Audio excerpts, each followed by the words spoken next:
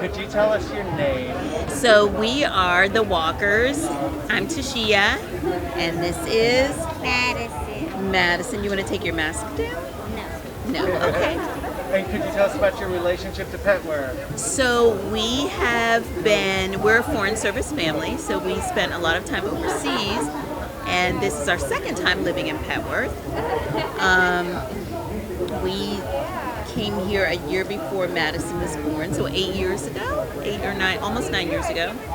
And we live in the 400 block of Emerson, which is a very nice group.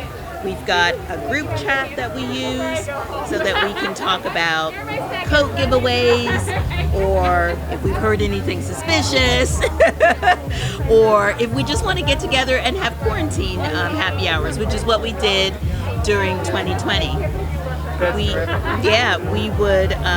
I would go outside around 5:30 with our cowbell, and we would ring the bell, and our neighbors would come out with cocktails and wine and whatever else.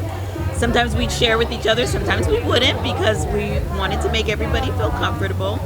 But it was just our way of connecting, because we were all in the house at that point. We're talking about, March, April, May of 2020. Okay. But we still didn't really know what was happening, and we knew we didn't want to, go out to restaurants, or we couldn't. So we felt like we could have that sense of community with the block at least. And that's what we did for a long time. Every Friday. It was Friday. Every Friday we would do our happy hours. And they no longer continue? Or? They don't. But our group chat still goes on. And ever so often somebody will say on the group chat, "Are we getting together? We need to get together." So we certainly might revive that again. But as we all got busier on the outside, then the quarantine happy hours kind of subsided. But you never know. I still have hope for us.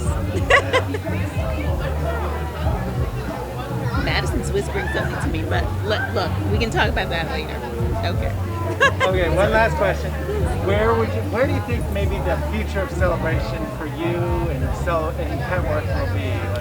Well, I loved the fact that, like I was just telling the young ladies, 2020 made us all get very inventive, very creative, and we were also involved in the Porch Fest, the inaugural Petworth Porch Fest.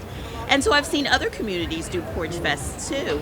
I feel like those things are really wonderful and should continue to happen even beyond quarantine, even beyond, us being stuck inside. It's a way to pull us together. You go outside, you see your neighbors, you celebrate, you find out like, "Oh, I didn't know you lived here. Oh," and then you meet other people that you don't know. This city is changing so much, and gentrification can sometimes be a very hard pill to swallow. So I feel as if these kinds of activities can make the revitalization of the neighborhood be more of a positive thing, so that the old and the new can come together, which in many cases that's what happened. That's what happened during our quarantines.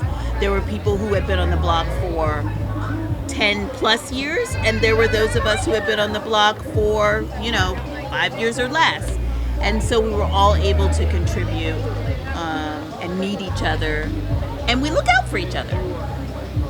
We clear each other's yards or porches for when in the storms, in the snowstorms. There's older people that we look after, which I feel like we don't really do that much. I mean, that in my generation used to do that all the time, but I feel like we kind of lost that. But quarantine, for the good and the bad of it, it helped us to be more of a community. It really did, because it stripped us of the busyness of life and made us really slow down and concentrate on each other a little bit more. So, sorry. Thank you so much. You're welcome. Thank you for your patience. Thank you for being in the show as well. I appreciate it. Thank And I you. want ice cream. Now we're going for Now Lulabelles. for ice See ya. cream, yes, thank you.